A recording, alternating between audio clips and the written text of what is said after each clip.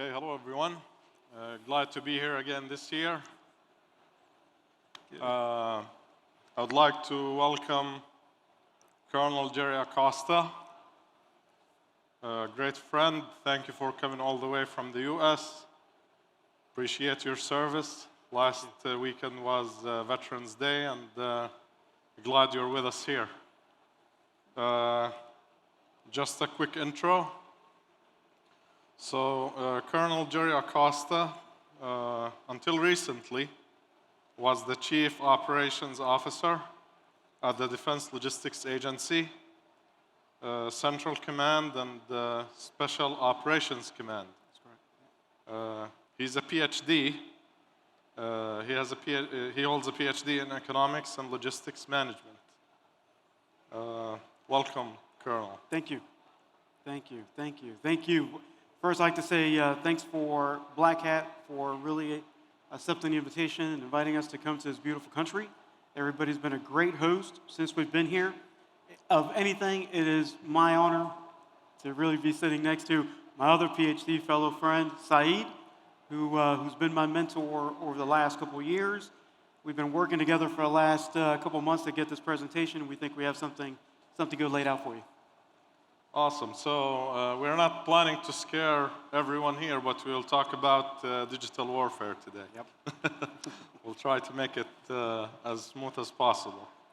So when we planned for the session, Colonel, you mentioned that it would be good to talk about digital domain unawareness. Yes. What they call at the DoD the term of practice, basically. Decepting information operations. That's correct. So obviously there is some sensitivity to the subject that we have today going on. Warfare, if you're a student of or a national practitioner, this is a very difficult subject to talk about today, but regardless, it's something that has to be talked about because the realities do exist. I'll start off by saying this. Something that I learned from Saeed and Seclytics. It says that an immature person talks tactics, a professional talks logistics. I would tell you that the modern leader today has to talk about zeros and ones. Understanding the digital environment is crucial to exceed the expectations, or if not, seize the initiative in any combat environment, in any expeditionary environment. The role of the critical information domain is key. I'll tell you, when I came up as an infantry officer, there was a domain called intelligence drives operations. And operations then drives the critical point where you win in a combat environment. Today, that has changed.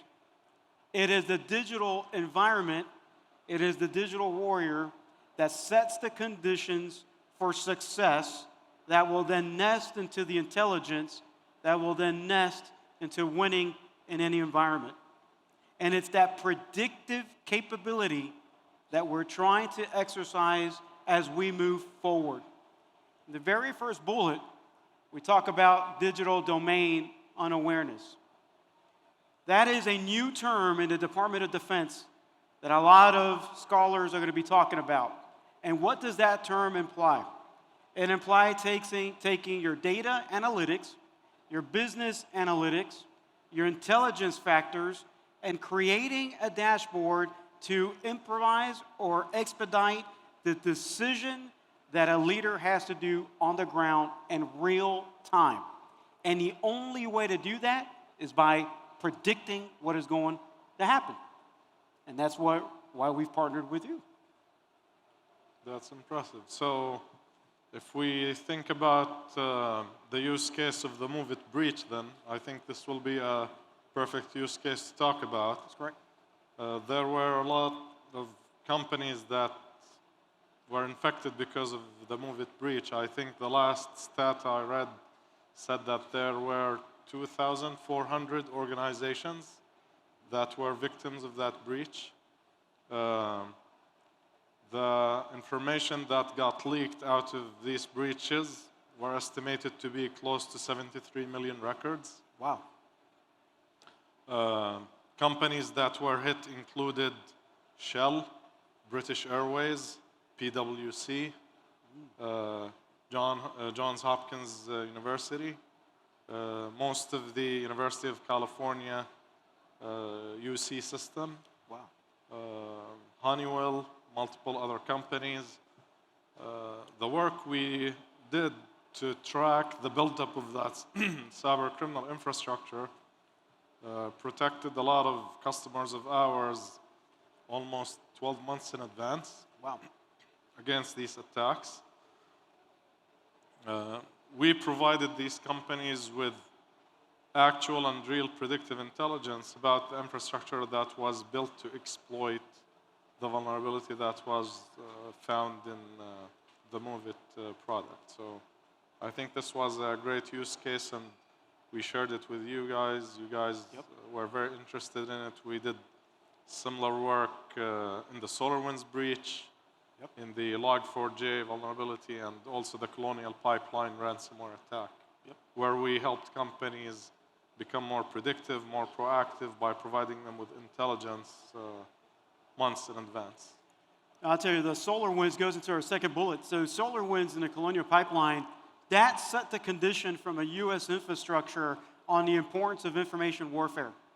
So in today's modern era of battlefield and digital battlefield, the most critical components in our nation are obviously those economic areas of investment, those areas that provide energy, as you can well see in the Colonial Pipeline, and the information and data that reside inside these agencies, and these instrumentations that can be used and exploited in order to gain an advantage. The digital information warfare, we talk a lot about threat intelligence. We talk a lot about surveillance, putting the systems and the protections in place to protect your infrastructure. But from the next evolution of what we call digital warfare, which is going to impact every person in this world, is going to be what are the services that are protecting you and taking care of you, and what are you doing from a national perspective, from a company perspective, to protect those individuals that are serving you and all the critical information. Because it's that information that's going to drive what we call combat operations in an urban or, if not, rural area. Awesome. So this leads us to the third bullet, which touches on the CHIPS Act. So for people, anyone here familiar with the CHIPS Act, or do you guys want me to explain what the CHIPS Act is? So the CHIPS Act basically,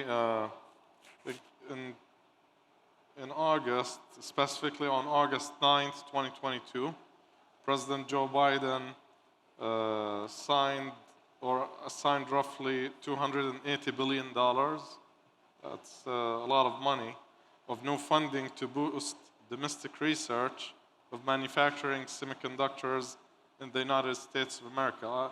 Actually, I didn't know this until we discussed this about last month. Yep. You mentioned to me that most of the manufacturing happens overseas, not in the US. Yep. And it's mainly because of environmental reasons. Laws. I think you mentioned to me that for every ton of silicon that gets produced, there is an equal 1 ton of waste that gets generated, and this is a very, very huge problem if we were to do this in the US. So CHIPS Act basically touches on this and incentivizes people to... So I'll tell you, when you look at what's going to happen, if you were to, using your terms, to predict, if you're going to look at, from an economic perspective, the U.S. commerce in the next 5 to 10 years, everything revolves around one stance that the United States government has taken upon, and it's the CHIPS Act. And it's the, how do we do competitively domestic production of silicon carbide and silicon nitrate, which are two critical elements that are required for the semiconductor industry. A lot of people don't know this. Although we create a lot of technologies and byproducts and product management in the US, the actual chips and semiconductors, we have the ground materials, but our environmental laws prevent us from actually producing the materials that are needed for the production. Hence the reason why the US imports a lot of these materials for these productions. Well, there's an economy of scale. There's a global economy of scale when it comes to talking about chips, literally talking about dirt, because it's the dirt that produces these meteorological ingredients that are needed for the production. Well, that's where the U.S. comes in. And so $280 billion, the White House has already done this first announcement. 7 research institutes across 7 states were selected to describe and depict the next wave of production of semiconductors.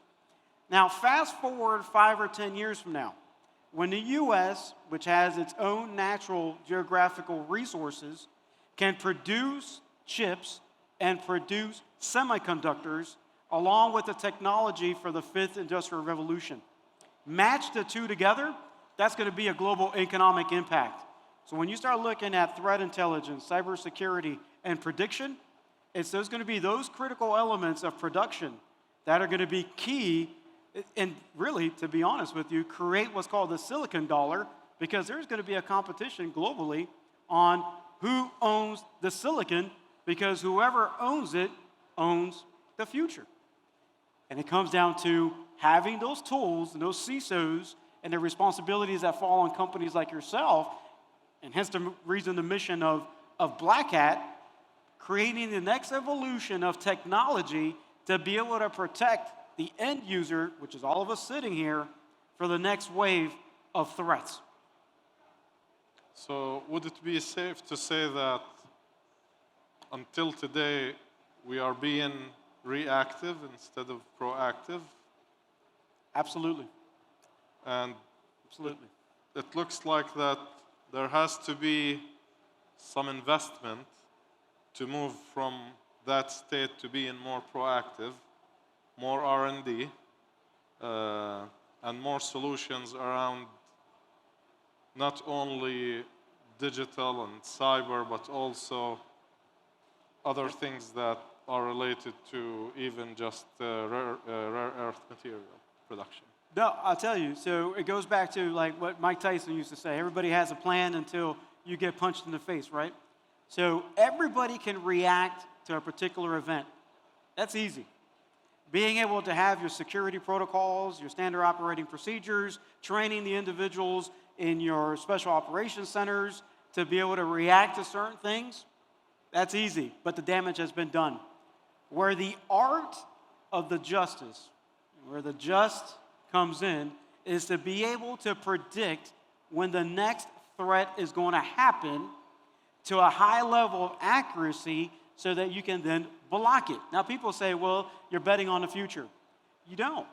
You know, mathematics, algorithms, brain trusts exist to be able to create that technology, just like the company you have, Seclytics, and have that false positivity rate at such a high number, because then you have what we call the freedom of movement inside the companies that you operate in to make the decisions that you make.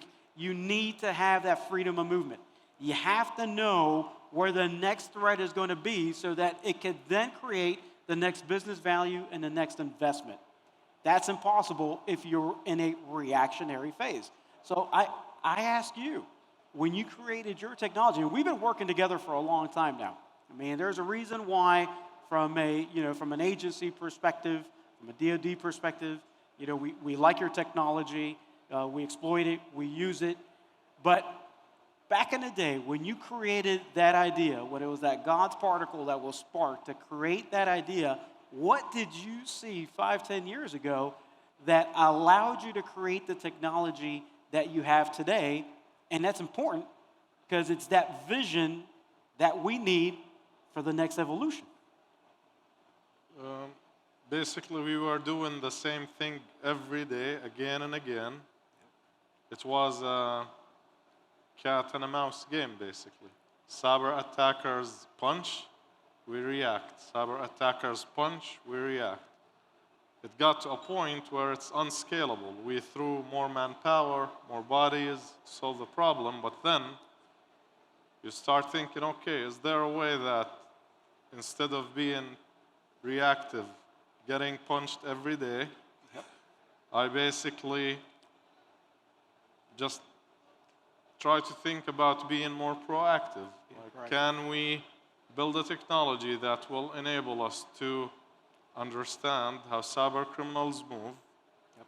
They are human beings, how they operate, what patterns we can find in these movements that will enable us to say an attack will be coming from this location. We can attribute it to this threat actor group, this nation state, and then block and protect proactively before we get hit. This was the basic idea, because every day we were dealing with different types of attacks coming from different sources, but it was the same sequence of activities that we did on a daily basis to protect ourselves against it. And we thought, okay, this is unscalable. We need to become more proactive. We need to be predictive.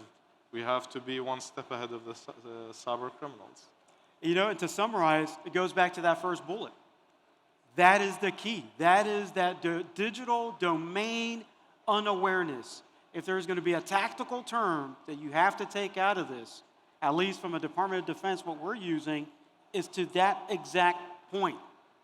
From a digital warrior, from a cybersecurity specialist perspective, the work that you're doing every day to scan, to analyze where the next threat is going to be, how do you then capture that data, put it in a visual sense so that leaders on the ground, whether it be business leaders, tactical leaders, government leaders, can then make the critical decision at that point in time to put their resources at best use. When you get to that point, you have a highly efficient and effective organization. From a digital cyber warfare perspective, from a DoD, I'll tell you, you have to control that atmosphere first.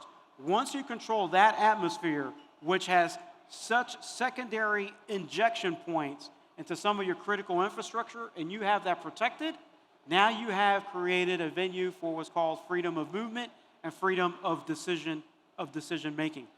We do have a good case, and I put this in the slide because when we worked early with Seclytics, and I worked early with Saeed in a couple of projects, it was one of these business cases. If you can go to the next slide. And I implore everybody, take your phones out and scan this thing. Scan this and read this case study. Because it was this case study that allowed for a lot of the work and a lot of the ingenuity that we're using in the DoD, whether it be in the secret or if not unclassified realm. And it was these type of case studies that you have to learn from your mistakes, right? So that you can then redo your SOPs, your standard operating procedures. You can redo, validate the work of your cyber professionals on the ground and tell them the how to and the freedom of work so that then they can then set the conditions for your success. But in the last 2 or 3 minutes, if there's 2 or 3 things you would like to highlight from this case study that the group can take away. So, based on the study we did, we were able to demonstrate to multiple agencies and multiple entities at the DoD that there are patterns that can be exploited in the behavior of cyber criminals that will help us be months ahead of them. So when these guys attack, typically they set up infrastructure to launch the attack from, or they compromise infrastructure. Nowadays, we notice that it's easier for them to set up infrastructure. If you are able to detect patterns that will tell you this infrastructure is being set up today, of course, you wouldn't know who the attacker is who they will target, but the best thing you can do is to say, this infrastructure is going to be leveraged in delivering malware, setting up command and control communication, dropping ransomware, or what have you. You will be able, with high confidence, to say, I'm going to block access to that infrastructure months in advance, knowing that you will have a low false positive rate to protect yourself proactively. This is exactly what we did here.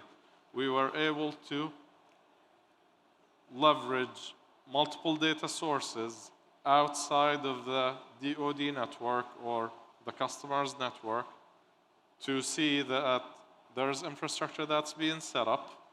We leveraged border gateway protocol data, DNS data, different types of data, about 3 terabytes of data daily that we collect from different sources.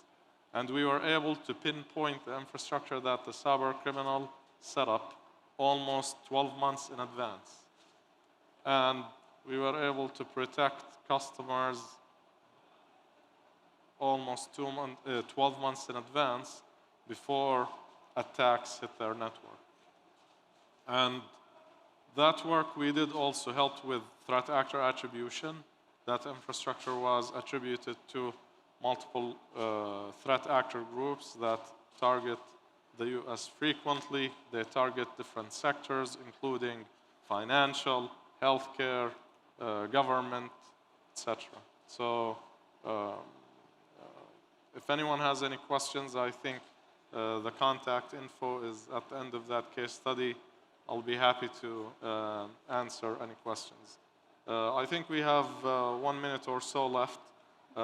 Before we wrap up, I just wanted to ask you about what we discussed last night during dinner when we talked about the digital information warfare. You mentioned a term about the cyber warrior. Yes. So this morning we talked about LLMs. So I was thinking, like, can we use these LLM models to make these cyber warriors more efficient? Absolutely. Absolutely. So the center of gravity for success right now is always going to be technology and matching the technology with your certified, trained person on the ground. For us, we call them our digital warriors, our cyber warriors. Those are the great minds that are front forward, just scanning and detecting. And all you guys have digital warriors or something similar in your organizations. But now it's just putting those instruments behind their hands, behind their minds, so that they can be effective. I tell you, we got 48 seconds, right? We could talk about this all day long, and hopefully Saeed and I can do a lot of these in the future. From a personal perspective, I didn't want to leave the stage until I said this. It was my first time in Saudi Arabia. This is a beautiful country. The hospitality has been amazing. So I'd like to thank everybody here, the nationals. You guys really, in these last couple of days, I fell in love. And to the Black Hat crew for really putting this together. You guys have been amazing, a well-organized and put event. So thank you very much. Yep. Thank you, Colonel. Thank you, my friend. Thank you. Thank you. Masalama.